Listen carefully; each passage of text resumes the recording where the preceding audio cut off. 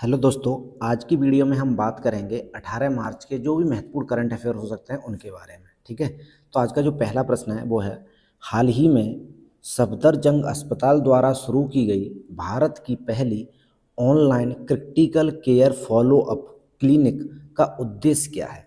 इसका उद्देश्य बताने का उद्देश्य क्या है। तो दोस्तों, इसका उद्देश्य है कि जो आईयूसी से छुट्टी पाए मरीजों को घर से चिकित्सीय परामर्श देना। ठीक है, तो इसका जो सही उत्तर होगा वो सही उत्तर क्या होगा, ऑप्शन नंबर बी एकदम करेक्ट आंसर होगा। ठीक है, दूसरा प्रश्न है, डाक विभाग द्वारा लॉन्च की गई कौन सी पहल लॉन्च की गई है। 24 स्पीड पोस्ट सेवा के संदर्भ में निम्नलिखित में से कौन सा कथन सही है। तो इस प्रश्न का जो सही आंसर है वो है ऑप्शन नंबर सी। इस सेवा के तहत जो ओटीपी आधारित सुरक्षित डिलीवरी और पैसे वापसी की गारंटी शामिल है। तो हम कह सकते हैं इस प्रश्न का जो सही आंसर है वो क्या होगा, ऑप्शन नंबर सी होगा। प्रधानमंत्री नरेंद्र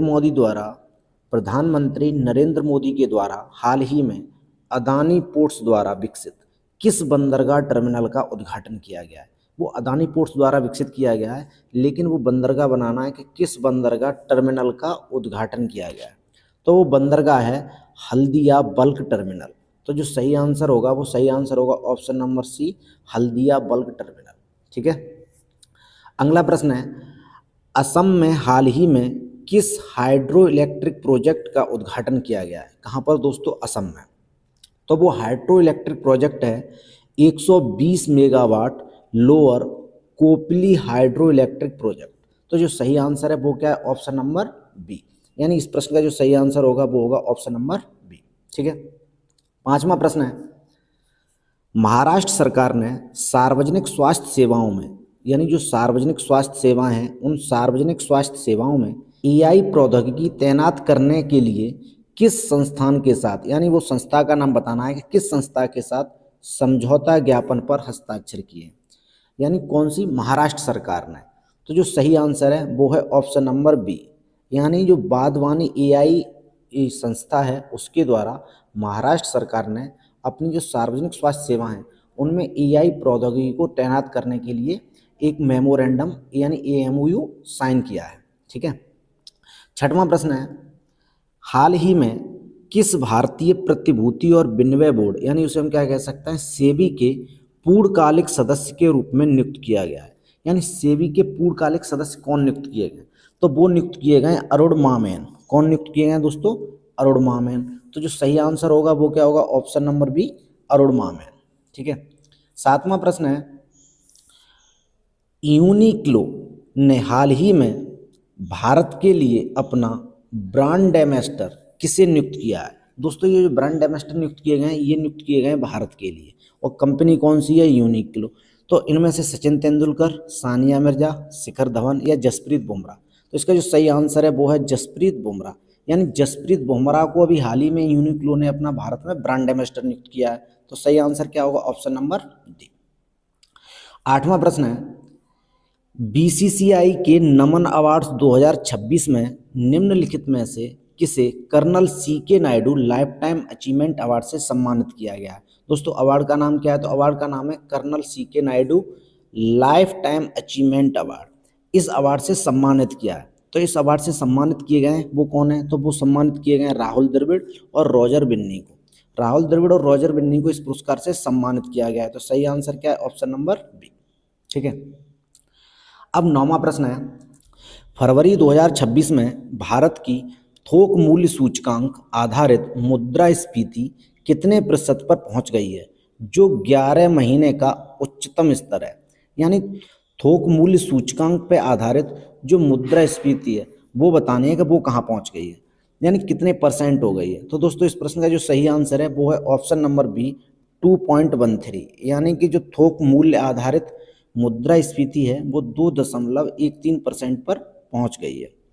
10वां प्रश्न क्या है, विश्व उपभोक्ता अधिकार दिवस कब मनाया जाता है। दोस्तों, ये मनाया जाता है 15 मार्च को, यानी 15 मार्च 2026 को मनाया गया है। इसकी थीम बताने कि दोस्तों इसकी थीम क्या है, तो इसकी थीम है सुरक्षित उत्पाद आत्मविश्वासी उपभोक्ता। क्या है, सुरक्षित उत्पाद और आत्मविश्वासी उपभोक्ता। तो सही आंसर है ऑप्शन नंबर सी, सुरक्षित उत्पाद और आत्मविश्वासी उपभोक्ता। विश्व उपभोक्ता अधिकार दिवस मनाया कब गया है? तो दोस्तों ये मनाया गया है 15 मार्च को। कब मनाया गया है? 15 मार्च को। 11वां प्रश्न है, आयुध निर्माण दिवस, जिसे क्या कहते हैं? ऑर्डिनेंस फैक्ट्री डे, ठीक है, प्रतिवर्ष किस दिन मनाया जाता है? यानी कि आयुध निर्माण दिवस है वो प्रतिवर्ष किस तारीख को मनाया जाता है? तो दोस्तों ये मनाया जाता है 18 मार्च को।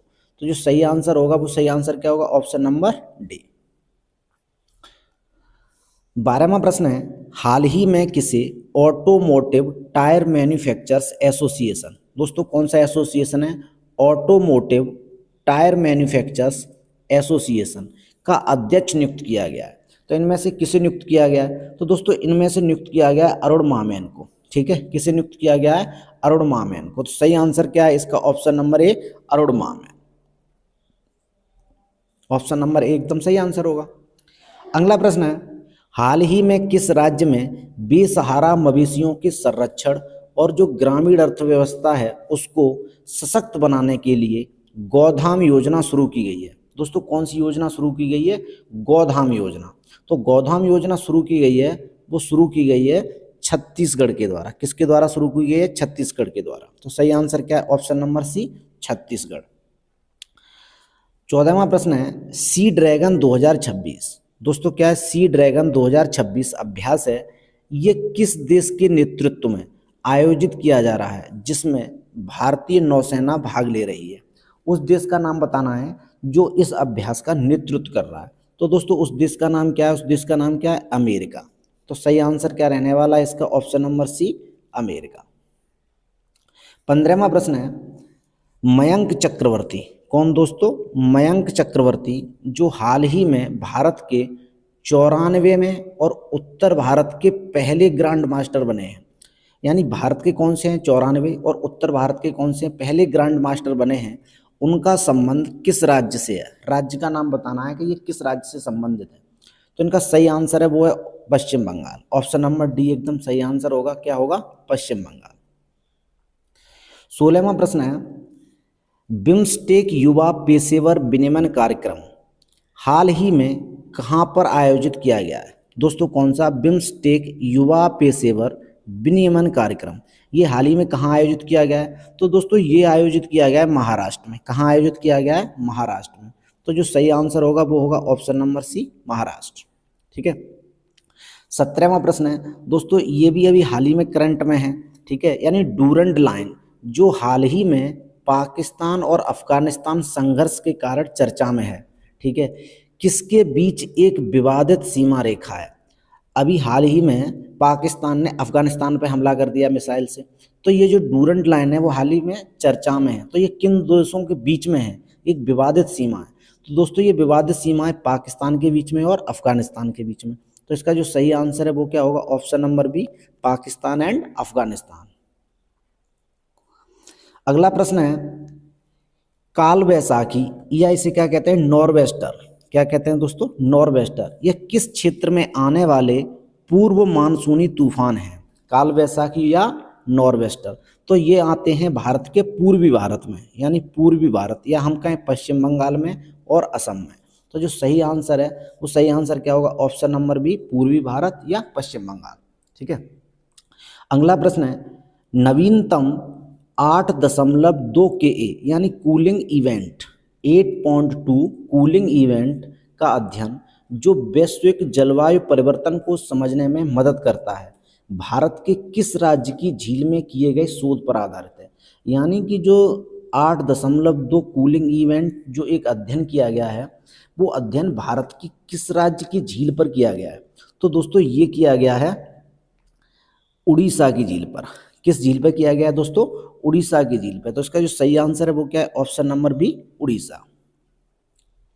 20वां प्रश्न है, हाल ही में समाचारों में रहा नाविक प्रणाली, कौन सी प्रणाली दोस्तों? नाविक प्रणाली किस क्षेत्र से संबंधित है? तो ये संबंधित है क्षेत्रीय नेविगेशन और सटीक समय सेवाओं से, ठीक है। तो जो सही आंसर क्या होगा वो होगा ऑप्शन नंबर सी। तो दोस्तों 18 तारीख की जो महत्वपूर्ण करंट अफेयर्स थे उसमें बस 20 ही प्रश्न, और हमसे जुड़ने के लिए